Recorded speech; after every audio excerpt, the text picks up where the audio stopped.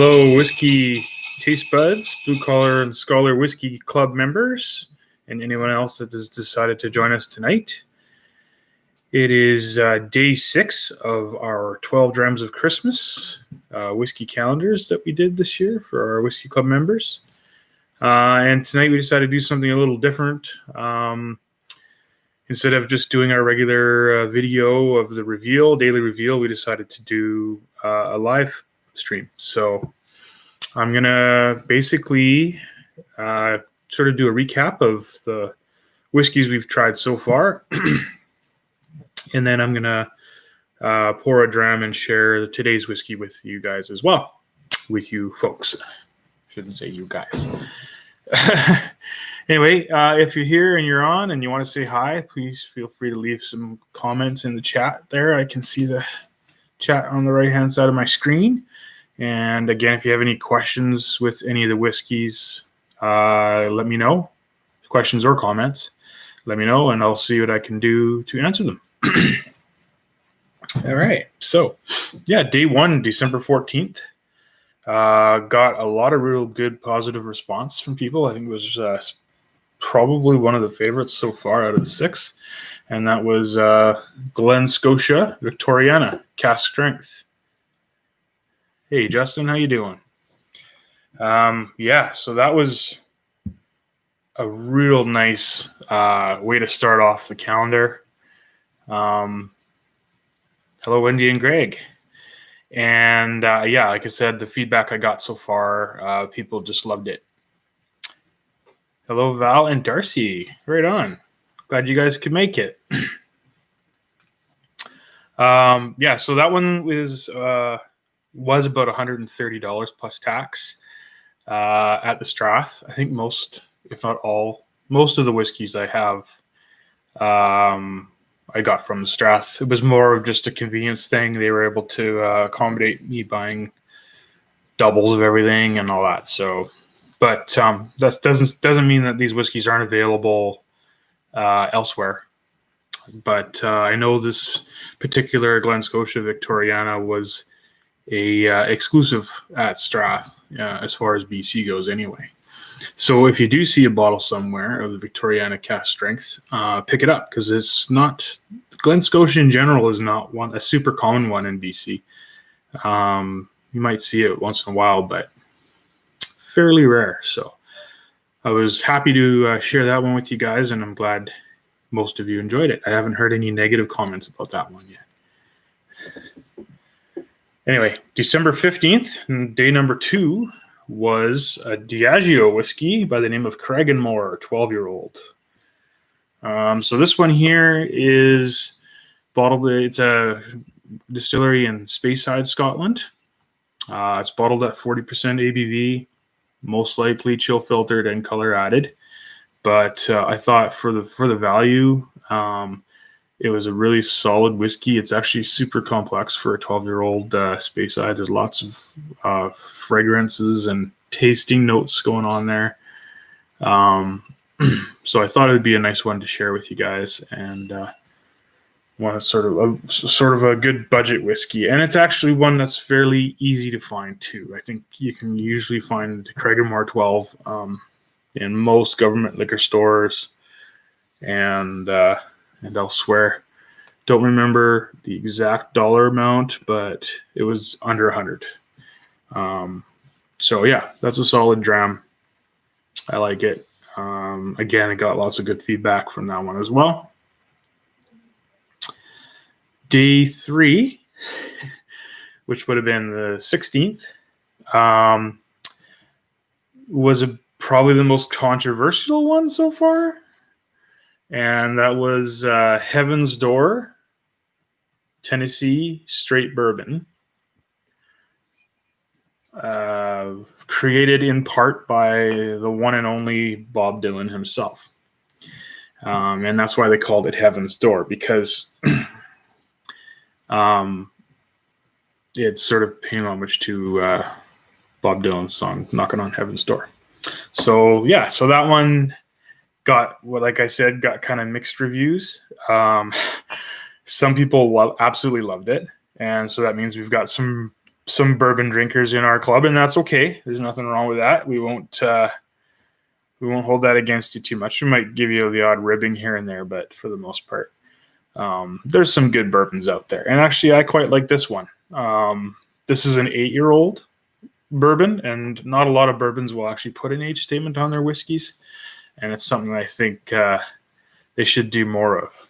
Val and Darcy both loved it. Nice. That's good. It's good to know.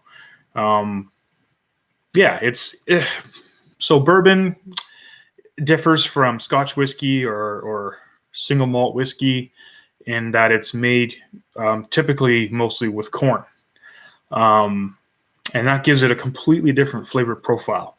The other major difference is that it has to be matured for a minimum of 2 years, whereas single malt Scotch whiskey has to be a minimum of 3 years. And it has to be matured in virgin oak casks. So that gives some amazingly strong flavor profiles as well. When you have oak casks that have never seen any other spirits before, there's a huge oak influence on the whiskey itself. And it's in like the combination of the two being corn and virgin oak isn't for everybody, but it's hugely popular in the States especially, but in Canada as well. And it seems to be growing in popularity for craft distilleries to do this down in the States as well. So anyway, that's one I thought it'd be a lot of fun to share with you guys. It's bottled at 45% ABV. The other nice thing about bourbons is they tend to be fairly affordable compared to like a Scotch whiskey. Again, this one was under $100. I think it was well under $100, maybe in the 60 range, or maybe even lower than that. And for an 8-year-old Scotch whiskey, probably, I mean, it would probably be more than that. It wouldn't be terribly more, but depending on which brand, could be a lot more. So that was day 3. Day 4 was an Islay whiskey, one of the newer Islay distilleries. They've been around for a while now, but this is Kilchoman. I know you look at the word there, and again, it's one of those Scottish Gaelic words. It looks like Kilchoman, but it's actually Kilchoman. Macure Bay. And this is non-chill filtered, no color added. They like to call themselves the Islay's Farm Distillery. So it's actually Kilchoman is, I guess they have a farm, and they probably grow some of their own barley, although I know it's difficult to grow all your own barley for big distilleries like this. But this one's bottled at 46% ABV. And this is a lovely dram. Their tasting notes here: lemon and citrus with sweet smoky aroma, vanilla and butterscotch with an intense sweet peaty aftertaste on the palate. And finish is signature Kilchoman with a long lingering finish. So I have tried a few different Kilchomans, and I have not had one that I didn't like. I know you guys have been watching me for a while now, and I say that a lot about a lot of whiskeys, but at some distilleries, sometimes every once in a while you get one expression that just doesn't sit well with you or whatever. It doesn't mean it's a bad distillery, but Kilchoman, as far as I've seen, has put out nothing but top quality spirits. So cheers to them. And it's really exciting to hear about all these new distilleries popping up all over Scotland and the world for that matter.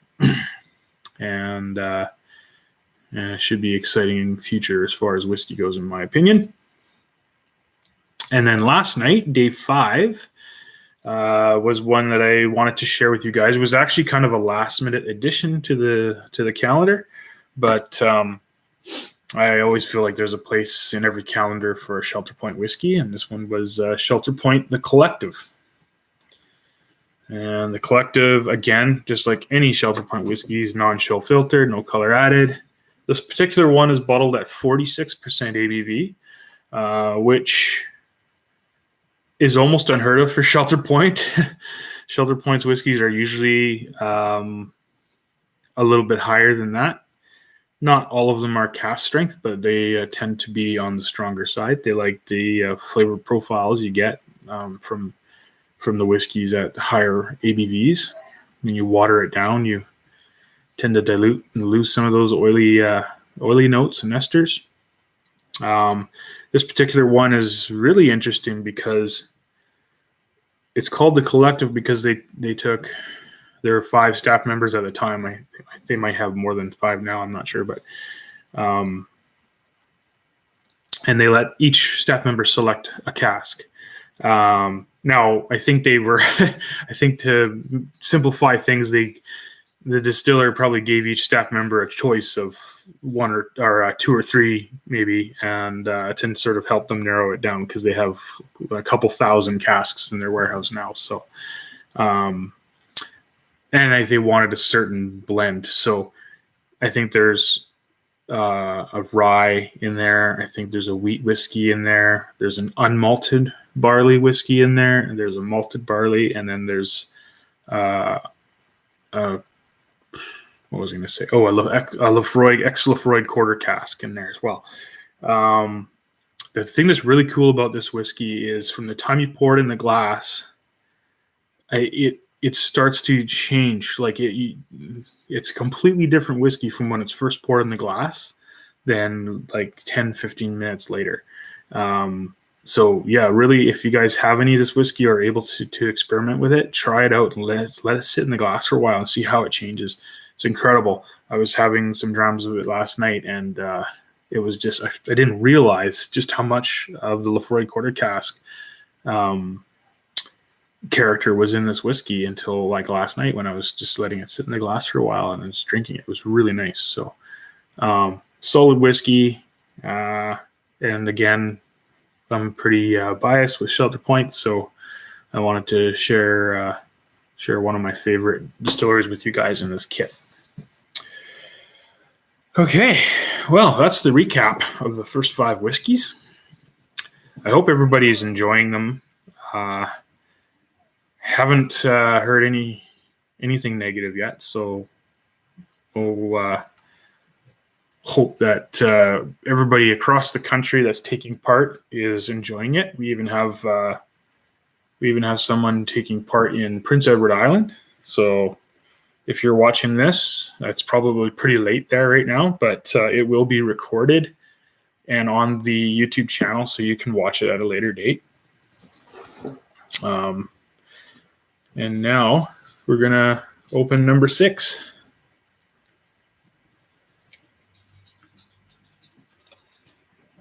Because I'm getting thirsty.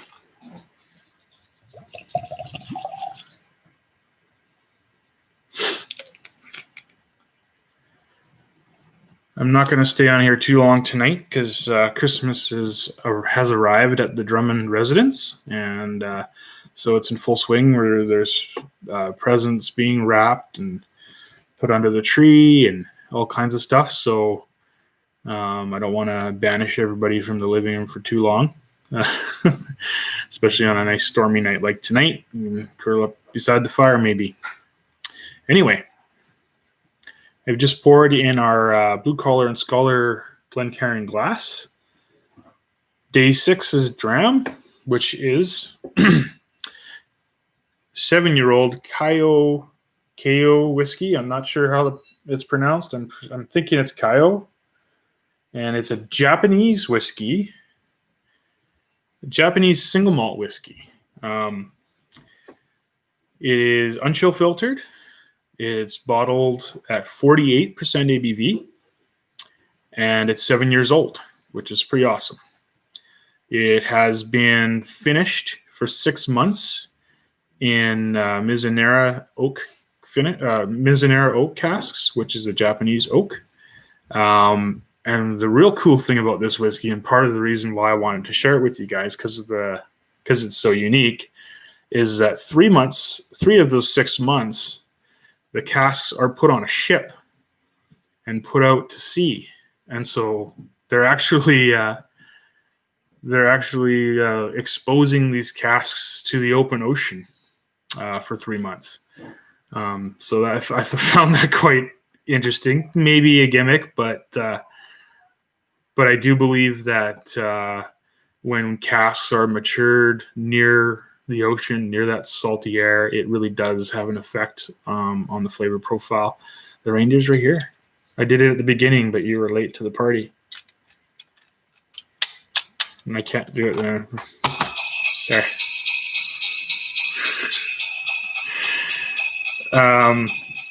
So that's why I wanted to share this one with you guys. And I tried to mix in the 12 drams. It's really tough. It was really hard to choose 12 whiskeys.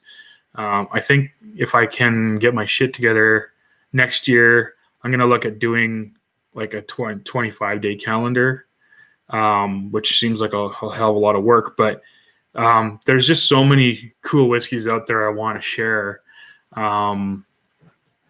That narrowing it down to 12 was really hard, and I wanted to have some international whiskeys in there, not just all single malts. So this is one of those international whiskeys, along with Shelter Point and the Tennessee Bourbon, the Heaven's Door. So so as far as Japanese whiskeys go, in my opinion, they're really hit and miss. Not all Japanese whiskeys are legitimately Japanese whiskeys. I try to do as much research and due diligence as I could, and as far as I can tell, this one is actually distilled in Japan.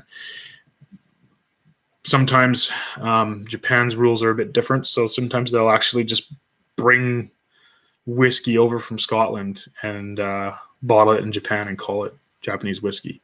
And as far as I can tell, this is not the case for this one.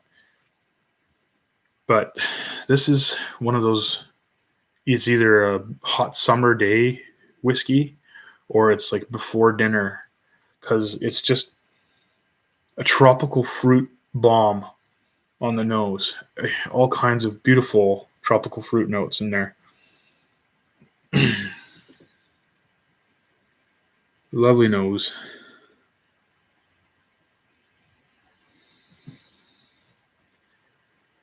Again, good question. Is the barley grown in Japan? I don't know. I don't think they have, like I said, they don't have the same kind of rules. Like even in Canada and BC, to be considered a craft distillery, the barley has to come from BC as well.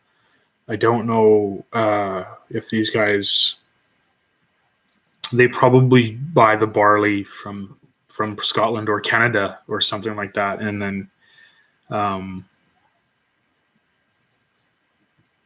make it there in Japan at the distillery.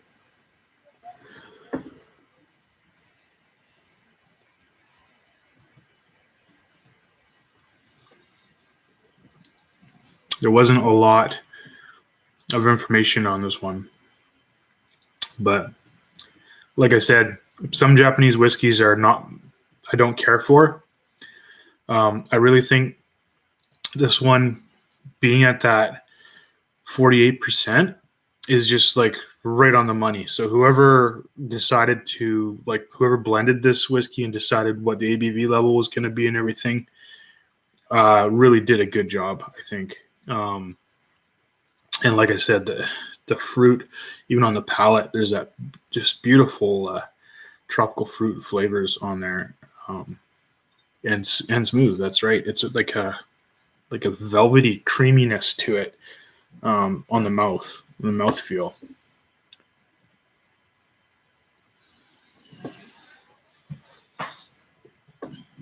Yeah, it's really enjoyable. I think I think the ABV is right on the money too. What does everybody else think of that one?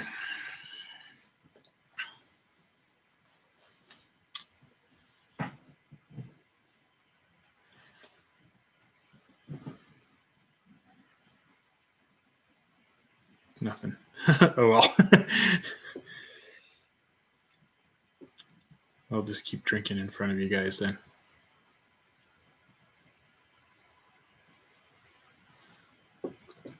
It's not like the Zoom calls where I can see your guys' faces and everything, but but it's still fun to do. Yeah, there is okay. Yeah, Justin, there is a bit of a sort of a peppery finish. I get that for sure. Nice. Glad you enjoyed it, Joe.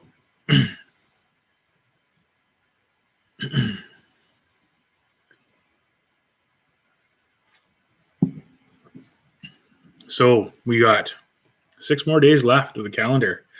And there's some pretty exciting ones coming up. And I hope you guys enjoy them as much as I do.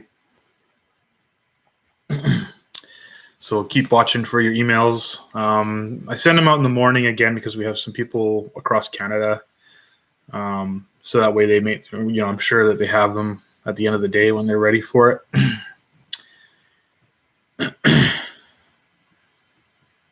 Floral, green apples, yeah. Sandalwood for sure. Actually, I think I picked up a bit of almost cedar in there too. And there's definitely a coastal feel to this whiskey. Cedar and salt water for sure.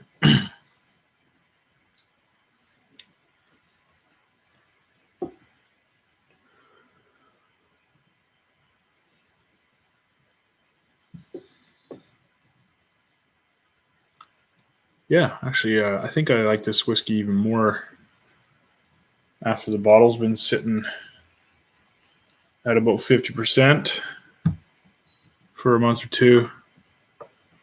I poured these kits for you guys back in October, I think. So, yeah.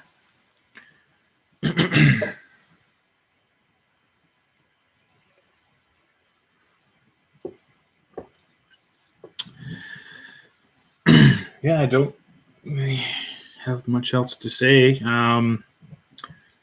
Was there something else I wanted to share with you guys? Well,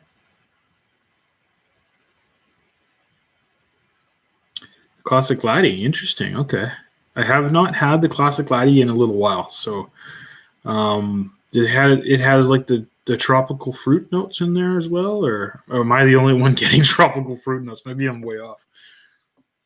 But yeah, interesting. Classic Laddie. Okay.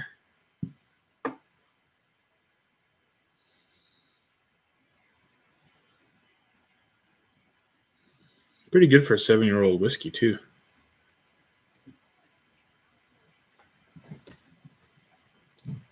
Be interesting to see if this one's still around when it's 14 years old.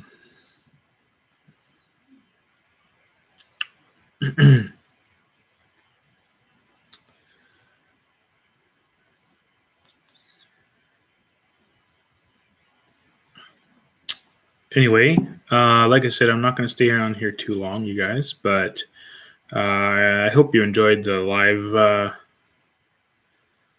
live video. I don't want to just sit here in dead space and stare at myself, but again, watch out for the videos coming up. They're going to be good. And thanks to you all for taking part and for supporting what I do. And if you haven't already liked and subscribed to the YouTube channel, then don't forget to do that as well. Because I'm also doing Kensington Wine Market whiskey calendars. This box behind me over my shoulder here. That's the Kensington Wine Market whiskey calendar, and I'm doing videos on those whiskeys as well. And there's some pretty awesome whiskeys in there as well. You're welcome, Justin. I'm glad you're enjoying it. And stay tuned for those of you that were part of the cask purchase. There's some updates coming, and we're going to require some feedback from you guys. So take care. Hope everybody's happy and healthy and in the Christmas spirit. Signing off. Cheers, guys.